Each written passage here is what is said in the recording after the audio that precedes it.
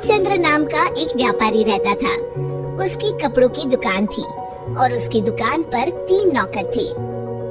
बोलो, तुम अपने घर गए थे ना? तुम्हारी बहन की शादी कैसी रही? बहुत अच्छे से हो गए मालिक। अगर आपने पैसों की मदद नहीं की होती तो पता नहीं क्या होता। ये तो सब ऊपर वाला करता है, मैं तो सिर्फ जरिया हूँ। रामचंद्र बहुत दयालु था और सबकी मदद किया करता था। मोनू भाई, सेठ जी कितने अच्छे हैं। मुझे भी माँ के इलाज के लिए कुछ पैसे चाहिए। मदद नहीं, बस एडवांस दिलवा दीजिए ना। अरे तुम खुद ही कह दो ना सेठ जी से, सेठ जी मना नहीं करेंगे। सबको इतनी आसानी से पैसे देते हैं? जरूर इस सेठ के पास बहुत ज्यादा पैसा है। अगर मैं कभी कुछ चुरा लूं तो इस सेठ को पता भी नहीं चलेगा और मैं माला माल हो जाऊंगा। एक दिन रामचंद्र जी को हाथ में चोट लग जाती है। उनका हाथ सूज जाता है तो वो अपनी हीरे की नई अंगूठी उतार कर दराज में रख देते हैं और भानु वो देख लेता है। अब तेरी किस्मत बदलने वाली है भानु बेटा। अगर ये हीरे की अंगूठी तेरे हाथ लग गई ना तो ये लहंगा चोली के चक्कर में नहीं पड़ना पड़ेगा। अपनी भी एक दुकान होगी, तू भी दिन भर सेठ की कुर्सी पर बैठा रहेगा, तेरे आगे पीछे नौकर चाकर घूमेंगे। सोचते सोचते भानु सपने देखने लगता है। उसे ये सब दिखाई देने लगता है। ओ भानु, क्या सोच रहा है? चल खाना खाने चलते हैं, सेठ जी भी आराम कर रहे हैं। तुम लोग जाओ यार, मेरा मन नहीं है। क्यों? तेरी तबीयत तो ठीक है ना? हाँ भाई, मेरी तबीयत एकदम दुरुस्त है, बस कुछ करने का मन नहीं है। चल ठीक है, हम खाना खा के आते हैं। जैसे ही लोग बाहर जाते हैं, भानु मौका देखकर अंगूठी निकाल लेता है।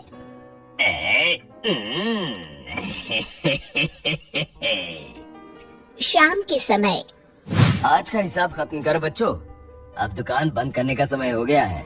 जब वे दराज खोलते हैं, अरे ये क्या, मेरी अंगूठी कहाँ गई? मोनू, भानु, भोला, तुम लोगों ने मेरे हीरे की अंगूठी कहीं देखी है क्या? कौन सी अंगूठी मालिक? क्या हुआ मालिक? अब कुछ नहीं, अब कल सुबह मिलते हैं। रामचंद्र रात भर सोचते रहते हैं।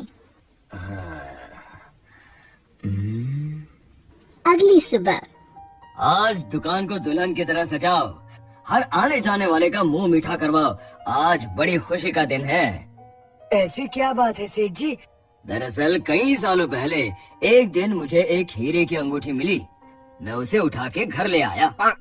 उसी रात मुझे सपने में आकर एक बाबा ने श्राप दिया कि तूने पैसों के लालच में जो अंगूठी उठाई है, अब वही तेरा नुकसान करवाएगी। जब से वो अंगूठी मेरे पास थी, मुझे कहीं न कहीं घाटा होता रहता था। घर में कोई न कोई बीमार होता रहता था। पर कल वो अंगूठी किसी ने चुरा ली और वो चोर अंगूठी के साथ साथ शराब भी ले गया। पर अगर ऐसा ही था तो आपने वो अंगूठी फेंक क्यों नहीं दी सेठ जी?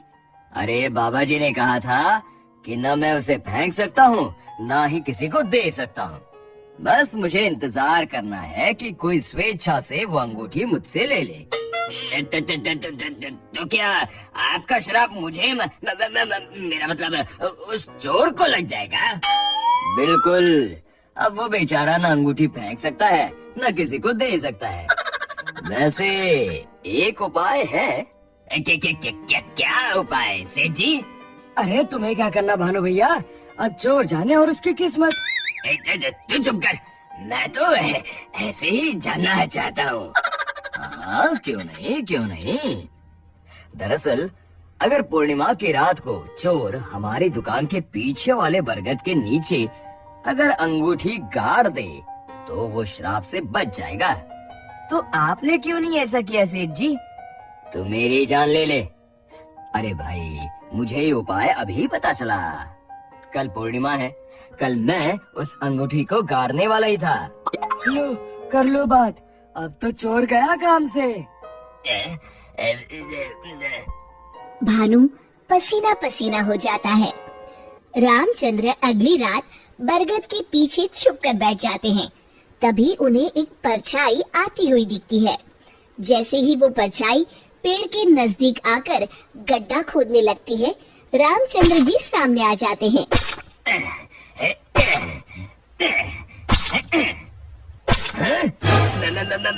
मर गया रे। मुझे माफ कर दीजिए सेठ जी। क्यों, क्या सोचने लगा भानु? माफ कीजिए, मैं हाथ जोड़ता हूँ, आपके पैर पकड़ता हूँ, मुझे माफ कर दीजिए। मुझे इस शराब से मुक्ति चाहिए। ये क्या अगड़म बगड़म बोल रहा है? शराब से मुक्ति चाहिए तो प्रायश्चित कर और कसम खा, आज के बाद कभी चोरी नहीं करूँगा। नहीं करूँगा मालिक। मुझे पुलिस को मत सौंपिएगा, चाहे नौकरी से निकाल दीजिए। मैं कल ही चुपचाप गांव छोड़ के चला जाऊंगा। मैं नया काम देख लूंगा और कभी चोरी नहीं करूंगा। वादा? वादा मालिक, वादा। अरे भाई, अगर तुम वफादारी की कसम खाओगे तो मैं तुम्हें काम छोड़कर कैसे जाने दे सकता हूँ? आप सच में महान है मालिक, आप सच में महान है। महान तो वो ऊपर वाला है।